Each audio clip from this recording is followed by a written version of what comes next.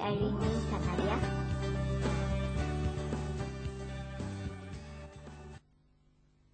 Comel sangat. Berapa umur dia, Irene? 1 tahun 3 bulan. Tapi dah pandai bergaya.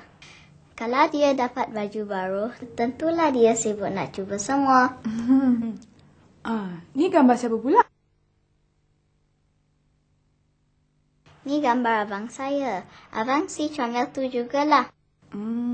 Patutlah comel. Tengok, abangnya pun kacak. Tu belum tengok kakak dia lagi.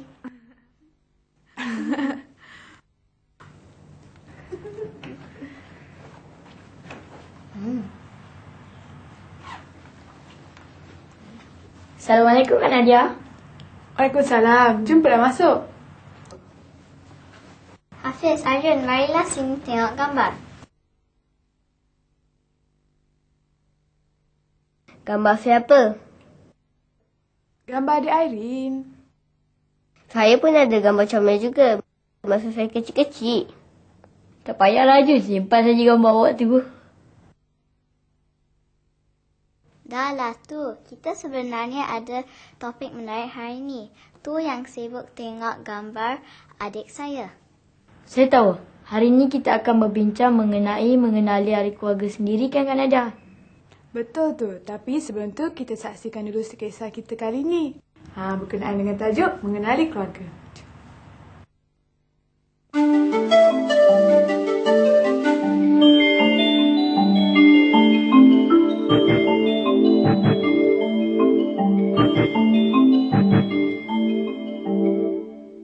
Episod kali ini mengisahkan Zaki, seorang anak yang telah kehilangan bapanya. Walaupun begitu, dia masih mempunyai seorang ibu, seorang kakak dan seorang abang. 3 beradik ini sering tolong-menolong antara satu sama lain di samping membantu ibu mereka di gerai kuih. Sekiranya Zaki bersekolah sesi petang, dia akan membantu ibunya pada sebelah pagi. Dan sekiranya dia bersekolah sesi pagi, dia akan membantu ibunya pada sebelah petang pula. Kakak Zaki yang bernama Nurul juga selalu membantu ibunya. Walaupun bakal menghadapi peperiksaan SPM tidak lama lagi, dia tidak pernah mengabaikan tanggungjawabnya dalam membantu ibunya. Abang Zaki pula baru sahaja mendapat pekerjaan di bandar. Walaupun tinggal berasingan, dia akan pulang seminggu sekali melihat keadaan keluarganya.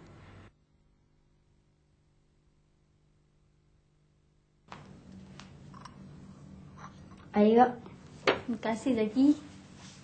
Hari ni macam mana? Balik awal? Yalah Kak, macam semalam. Sekejap je habis. Itu semua rezeki Tuhan yang bagi. Lebih-lebih lagi masa cuti sekolah macam ni. Kalau ada rezeki, dapatlah kita jual semuanya. Kalau tak habis, kita balik rumah jadi rezeki kita pula lah. Yalah Kak, saya nak tolong Mak di dapur sekejap.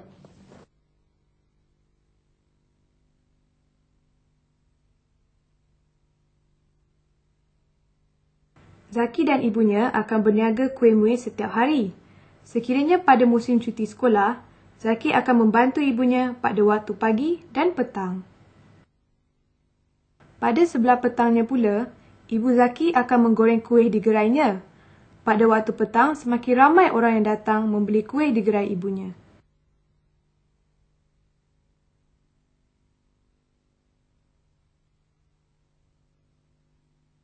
Dalam kelompok pelanggan itu, kelihatan seorang ayah yang datang membeli kuih dengan anaknya yang lebih kurang sebaya dengan Zaki. Daripada perbualannya dengan ibunya, Zaki mendapat tahu yang keluarga itu baru berpindah ke taman perumahan itu beberapa hari yang lalu. Zaki juga mendengar yang anaknya itu bernama Daniel dan keluarga tersebut sedang membersihkan rumah baru mereka. Oleh kerana kehabisan kuih yang telah digoreng, Ibu Zaki telah meminta agar ayah dan anaknya itu pulang dahulu ke rumah dan Zaki akan menghantar kuih itu ke rumah mereka apabila siap digoreng.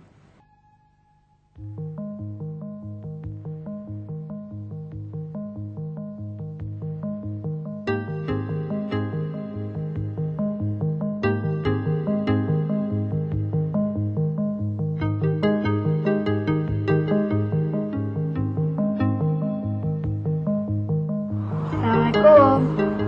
Waalaikumsalam. Ayah, kuih dah sampai. Mari masuk.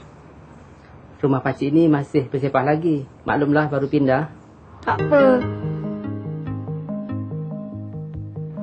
Nama saya Daniel. Nama saya Zaki. Rumah saya di kawasan flat sana. Kalau macam tu, berjiranlah kita nampaknya.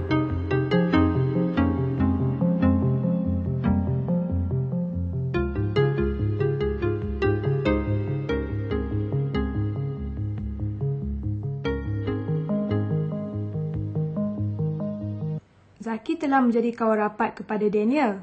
Setiap kali habis membantu ibunya, Zaki akan ke rumah Daniel.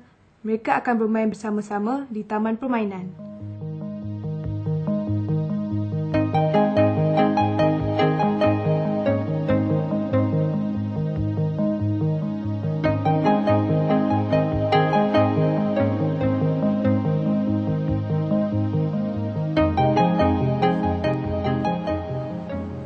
Kenapa ni Daniel? Nampak macam tak semangat je. Tak ada apa-apa. Jangan nak tipulah Daniel. Nampak sangat daripada air muka awak tu. Saya sebenarnya masih tak dapat menyesuaikan diri sebenarnya. Menyesuaikan diri apa pula? Rumah baru awak tu. Bukan pasal rumah baru, tapi pasal keluarga saya. Kenapa dengan keluarga awak? Saya sebenarnya anak angkat. Saya diambil keluarga angkat saya 2 tahun yang lalu. Tapi sehingga sekarang saya masih ada rasa janggal dengan mereka. Tak sangka awak anak angkat. Saya tengok mereka macam keluarga sebenar awak. Mereka memang baik dengan saya. Cuma saya saja yang kadang-kala terasa janggal dengan mereka. Zaki mendengar luahan daripada Daniel mengenai kejanggalannya bersama keluarga angkatnya walaupun telah bersama mereka selama 2 tahun. Walaupun Daniel merupakan anak angkat, tetapi kata Daniel, mereka tidak pernah menganggapnya seperti anak angkat. Daniel dijaga dan dibesarkan dengan sempurna dan penuh rasa kasih sayang dan tanggungjawab. Awak sepatutnya bersyukur Daniel. Kenapa? Sebab walaupun awak kehilangan keluarga awak sebenar, masih ada lagi orang yang sanggup menjadi ibu bapa angkat awak. Saya tahu. Jadi seelok-eloknya awak janganlah fikir sangat dengan perkara ni. Yang penting kita harus menghormati mereka seperti ibu kandung kita sendiri. Baiklah, saya akan cuba. Ini bukan nak cuba lagi, tapi jadi tanggungjawab kita sebagai anak.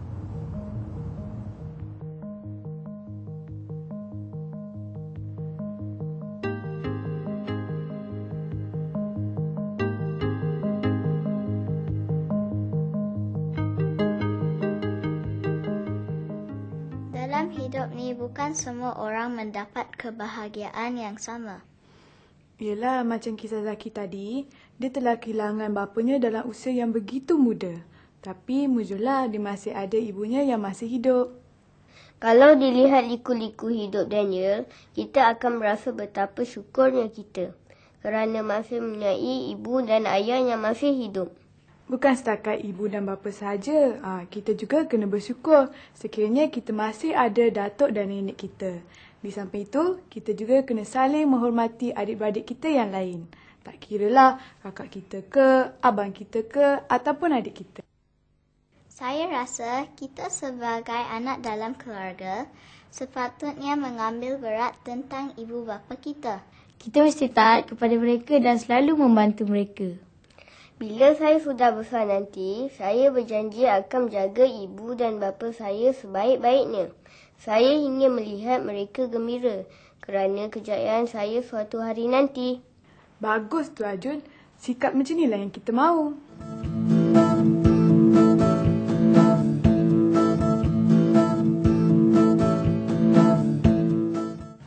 Baiklah adik-adik, hari ini kita ada seorang tokoh yang tidak asing lagi kepada kita, iaitu Tuan Haji Husin bin Haji Saleh, kaunselor di Universiti Melaya.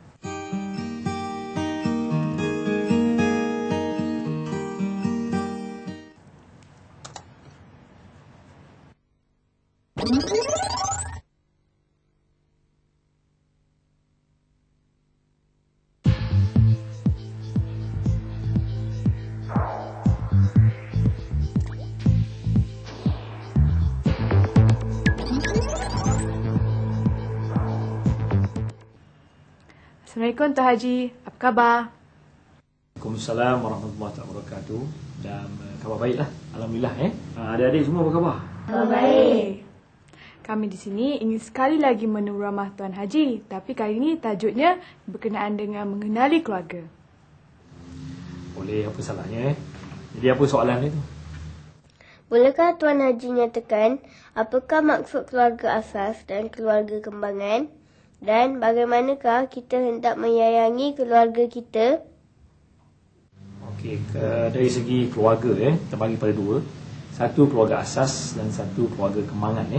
Jadi keluarga asas ni biasanya meliputi ayah kita, ibu kita, adik-beradik kita, datuk kita, nenek kita. Jadi ini semua yang dimaksudkan dengan keluarga asas. Jadi itu penjelasan mengenai keluarga asas lah.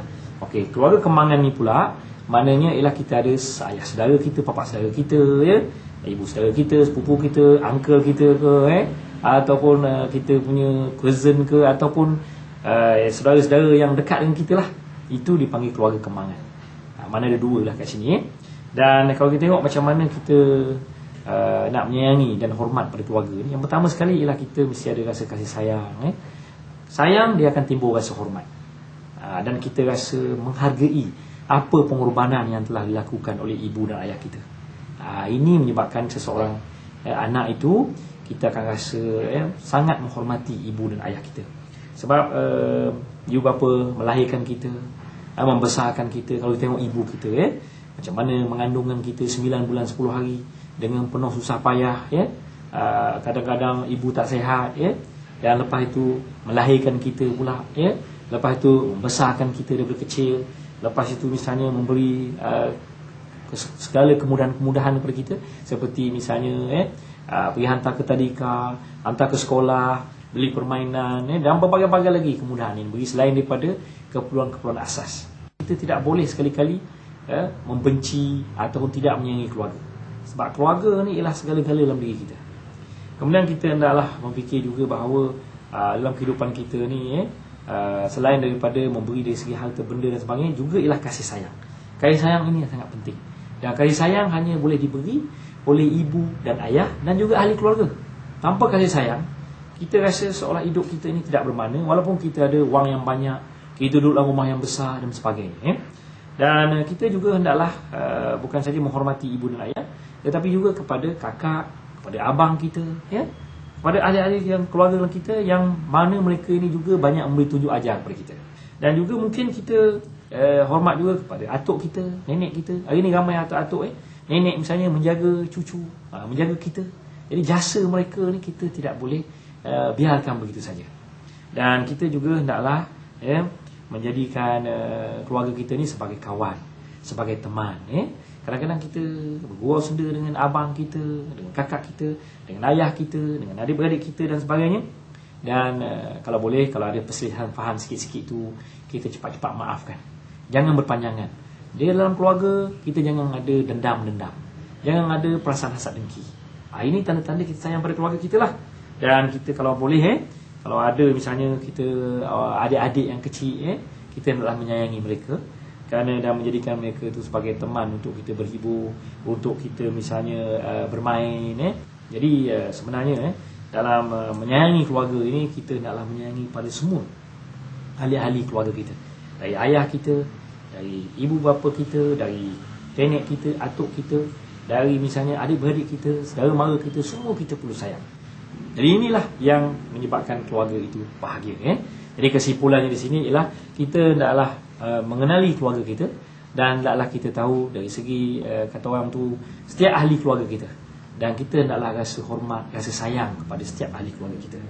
Kerana kalau tidak ada ahli keluarga, kita tak akan ke mana. Jadi hendaklah kita menyayangi keluarga kita sampai bila-bila. Tuan Haji, apakah maksud ungkapan rumahku, syurgaku? Rumahku, syurgaku. Saya percaya semua orang mengimpikan sebuah rumah yang bahagia. Rumahku, syurgaku maknanya di sini ialah kita nak rumah kita tu bahagia, ceria. Kalau kita balik rumah tu kita seronok. Dan kita akan kata orang tu berbincang dengan keluarga, dan tempat kita mencurahkan kasih sayang di rumah kita. Beza dengan kawan-kawan dan sebagainya. Berbeza dengan ibu dan ayah kita ataupun adik-beradik kita. Itu tempat kita mencurahkan kasih sayang. Tempat kita meluahkan perasaan. Kita ada masalah misalnya kat sekolah, kat luar dan sebagainya, kita balik rumah, kita sampai rumah, kita cerita dengan mak bapak kita, masalah tu selesai. Itu yang dimaksudkan dengan syurga tu. Dia kalau misalnya kita balik rumah, kita tak ada tempat nak mengadu dan sebagainya, itu dia terbaliklah. Bukan jadi syurga lagi dah. Jadi tempat yang begitu kata orang tu panas, tempat yang tidak menyeronokkan. Kita tak mahu rumah kita jadi tempat yang begitu panas dan tidak menyeronokkan. Kita nak rumah kita menjadi satu syurga. Syurga tidak semestinya rumah tu banglo, rumah tu besar, rumah kita pondok ke kecil ke, tetapi yang penting ialah dalam rumah tu ada keharmonian, ada keceriaan, ada gurau senda antara ibu bapa. Satu lagi ialah suka sikap tolong-menolong. Jangan ada sikap selfish ataupun penting diri sendiri. Jangan misalnya ada hasad dengki dengan adik-beradik. Ini semua akan menjadikan kita jadi rasa seronok, jadi rasa ceria. Di rumah tu kita balik rasa ceria. Sebab apa? Semua orang rasa penting dalam keluarga tu. Dan timbul rasa kasih sayang, timbul rasa misalnya keseronokan dalam keluarga tu. Inilah yang dimaksudkan dengan rumahku, syurgaku. Tuan Haji, bolehkah Tuan Haji Hushim menyatakan bagaimanakah cara hidup berkeluarga? Sekarang kalau kita nak misalnya nak menghidup cara hidup keluarga yang baik ni ialah dengan mana kita mengenali semua ahli keluarga kita. Kita kenal ahli keluarga kita. Baru timbul rasa sayang, rasa hormat tu. Contoh misalnya kalau kita sebagai anak, kita tahu siapa ayah kita. Ayah kita kerja kat mana. Ayah kita misalnya kelulusan universiti mana. Contoh Dan pukul berapa ayah kita pergi kerja, pukul berapa ayah kita balik. Begitu juga dengan ibu kita. Kita tahu latar belakang ibu kita. Ibu kita kerja kat mana, belajar sekolah mana dulu, apa hobi ibu kita, kan? Jadi bila kita tahu hobi ibu kita, ayah kita ni, maknanya kita boleh masuk lah. Katakan ibu kita misalnya suka main badminton. Nak wujudkan keluarga yang bahagia, kita ajak ibu kita main badminton. Tak salah. Jadi ibu kita rasa seronok. Mana anak-anak memahami hobi dia, kegemaran dia. Jadi ini semua sebenarnya kita hendaklah sentiasa kata orang tu mewujudkan suasana yang harmoni dalam keluarga. Begitu juga misalnya kalau kita lihat kita nak mengenali misalnya abang kita, kakak kita. Jadi ini macam juga, kita hendaklah sentiasa mengetahui abang kita belajar kat mana, abang kita sekolah mana. Dan abang kita misalnya kita perlu tahu juga dari tarikh lahir dia. Kadang-kadang kita adik-beradik kita kena ni, hari lahir ni kadang-kadang sensitif, tarikh lahir. Jadi kalau boleh misalnya kita tahu abang kita, dia minat baju color apa, kakak kita misalnya minat tudung warna apa, minat misalnya baju warna apa, t-shirt warna apa, dia tahu. Jadi di sini masing-masing tahu dan kenal mengenali antara satu sama lain. Bila kenal mengenali antara satu sama lain, ini kita katakan iaitu mewujudkan perhubungan yang mesra dalam keluarga. Saling misalnya mengenali antara satu sama lain. Kita tahu apa kelebihan, apa kelemahan adik-beradik kita, apa yang tak disukai oleh ibu dan ayah kita. Kita tahu apa yang ayah kita suka, apa yang ibu kita suka, sampai kepada makanan sekalipun. Kalau boleh kita tahu apa yang ayah kita suka, mungkin apa yang ibu kita suka. Mungkin kalau kita misalnya ada duit sikit ke, kita nak beli makanan ke untuk ayah dan ibu kita, mungkin kita boleh beli makanan kegemaran ibu dan ayah. Betul tak? Macam mana ayah dan ibu kita tahu kegemaran kita. Biasanya ayah-ayah tahu kegemaran anak-anak, tapi anak-anak kemungkinan ada yang tak tahu. Tak tahu kegemaran ayah dan ibu. Jadi kalau boleh, di sini kita hendaklah mengetahui dengan lebih mendalam lagi tentang ahli keluarga kita. Dan yang seterusnya ialah kita hendaklah melahirkan kasih sayang. Senang je nak melahirkan kasih sayang ni dalam keluarga ni. Sebab setiap orang memerlukan kepada kasih sayang. Kasih sayang tu paling mahal sekali. Dan cara nak menunjukkan kasih sayang, satu ialah dengan cara kata-kata. Contoh kalau kita anak misalnya, kita pergi ke ayah kita, ayah nak pergi sekolah pagi misalnya, cakap dengan ayah, ayah, alum sayang ayah, cium pipi ayah, salam ayah. Bukan cium tangan saja, cium ayah kita, peluk ayah kita. Lepas tu kita cium mak kita, kita peluk mak kita. Nampak tu? Itu satu. Yang kedua, dengan cara ucap terima kasih. Kalau misalnya kat dapur mak kita masak sedap-sedap, cakap dengan mak, hari ni mak masak sedap, terima kasih banyak mak. Oh best lah mama, ada mama macam ni best lah.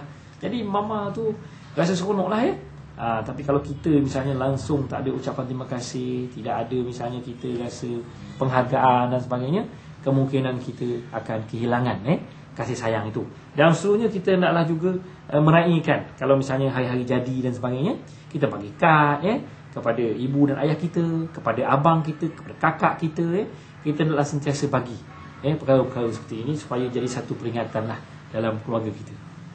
Dan semoga adik-adik semua berada dalam keluarga yang bahagia. Itu doa saya. Terima kasih.